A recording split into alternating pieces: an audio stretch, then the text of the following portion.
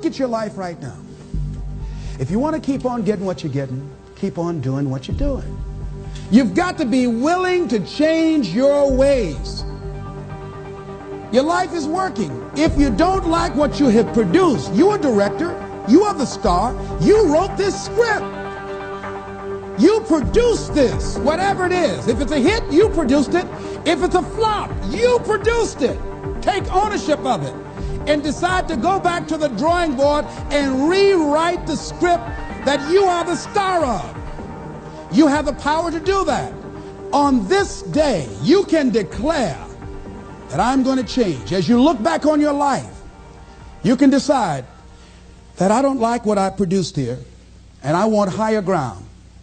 Once you begin to discover who you are, then you really realize how you have been given authority and dominion over everything on the face of the earth, including all the dimensions of your life. But you can only do that through the struggle of life. And most people avoid the struggle.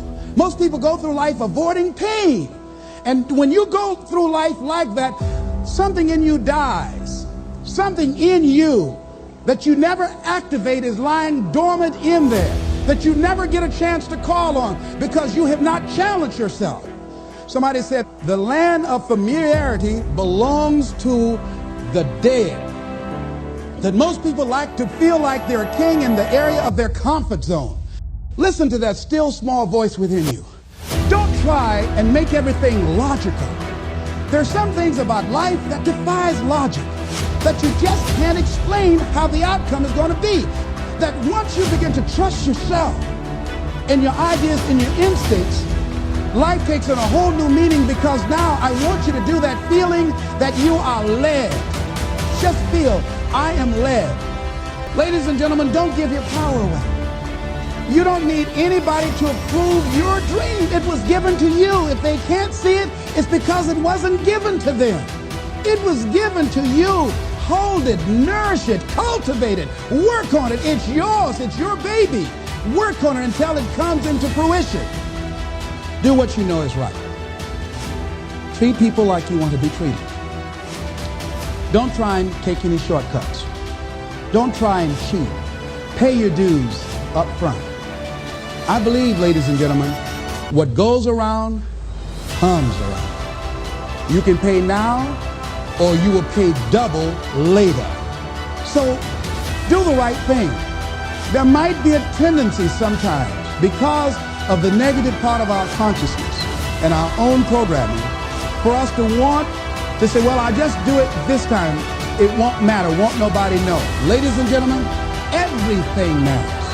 And you know you're somebody. You know. I'd rather lose out on my dream doing the right thing than to cheat trying to make a shortcut to get to my goal. I want to be able to look myself in the mirror, and that's what you want to do. There's no saying, judge a man not by what he does, but by that he doesn't have to do. And to judge the true quality of a man is what he'll do when nobody's looking. See, there's some good out there for you in the universe that has your name on it, and nobody can get your good. It has your name on it. They can't take your stuff. It's your stuff. So when you know that whatever you're seeking, it's also seeking you, you don't worry. You don't run scared. You don't think somebody's going to take it from you. You listen to your inner voice, and you always take the high road. There will be the tendency, the natural inclination to take the low road. You must resist that. Here's something else I encourage you to do if you want to make it today. Keep your agreements. Keep your agreements that you make, and establish a network of people who will also do that.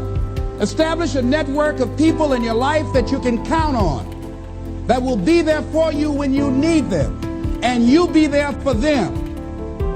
Here's the other thing is you're working on your dream. A lot of people have been calling me saying, hey, man, I read about you in Ebony. Boy, you're lucky. Ladies and gentlemen, let me tell you something. Here's something else. 3 P's to have in your life. In working on your dream and doing your life work, you must be patient, persistent, and positive no matter what. Because when you are negative, ladies and gentlemen, you're sending out negative energy and you're blocking your good. So don't send out any negative energy. Don't take it personal. Just acknowledge what's going on. It's called life. And keep on working on your dream. Continue to keep on knocking, because this is your life.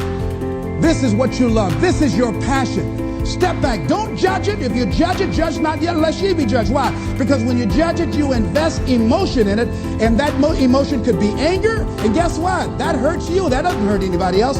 One doctor said, "The man who angers me killeth me." And then he allowed someone to egg him into an argument on the floor of the National Medical Convention and suffered a massive heart attack. When you're in a state of anger, you have so much acid in your blood, if they withdrew some blood from you and inserted it into a pig, it would die from the acid. So what do you want to take yourself out early for by internalizing things? Shakespeare said, "Nothing is neither good nor bad, but thinking makes it so." So judge not according to your appearances, but right judgment, and feel that everything is going to work out for you because you're patient, you're persistent, and you're going to be positive no matter what. Don't allow other things or people or circumstances to determine what your reaction is going to be. I want to begin to experience more love. I want to have more adventure in my life. I want something that gives my life a sense of meaning. But I felt so good. I believe, ladies and gentlemen, if we can accept the possibility of that this is the decade of consciousness. That's what I believe that this is. The decade of consciousness, if you please. A time where we can begin to create in folks' minds the idea, the possibility that we can create a more humane society, the possibility that we can create more love, communication, and understanding in relationships, the possibility that we can create the kind of respect for diversity and difference in our multicultural society, the possibility that we can begin to develop the mindset to bring out the best in people, to encourage them to achieve their greatness and support them in their dreams. In this decade of consciousness, to begin to see and envision that happening, and that we all can play a role, that we were born for such a time as this, that we showed up for this, that we survived 1 out of 9 million sperms, and we have been chosen for this great work. Here's something else to recognize. Wherever you are on the ladder of life, and I was reading in Dr. Norman Vincent Peale's latest book called The Power of Positive Living, which I think is his greatest work. And he has something in there, a section called Comeback Power. I don't care how low you are. I don't care what you have done. I don't care what you have experienced. I don't care how devastated your life might appear to be, the shambles it might be in. There's a power in you that can enable you to be stronger and better than anything that's out here. One man who came to the training, he was not a kid, and I knew he had a drinking problem, and he was looking at me, and I could smell alcohol on him. I said, "Excuse me, come here, come here, come here." He said, "What is it?" I said, "Let me tell you something. I want you to know you've got something in you that's stronger than that poison you're putting in your body. Do you understand me?" He said, I don't know, man. I said, "It is." I said, "That's why you're here. Something drew you here. And that which caused you to come, you said you want some help. And you need to be around some people that can help you get in touch with your power, because you know that your life deserves this." See, I think that the reason that we abuse ourselves with drugs and alcohol is that we're trying to numb something in us that's aching us, that's urging us, that's nagging us to do something bigger and better. It can't be because it tastes so good. But when we are deluding ourselves or polluting our minds, it numbs us where we don't have to face reality, because we don't know what we've got going for us. See, once you discover who you are, the truth of knowing who you are will set you free from ever wanting alcohol, from ever wanting any kind of drug that's going to destroy who you are. Once you begin to know who you are, it will set you free from believing, "I can't see myself doing any better."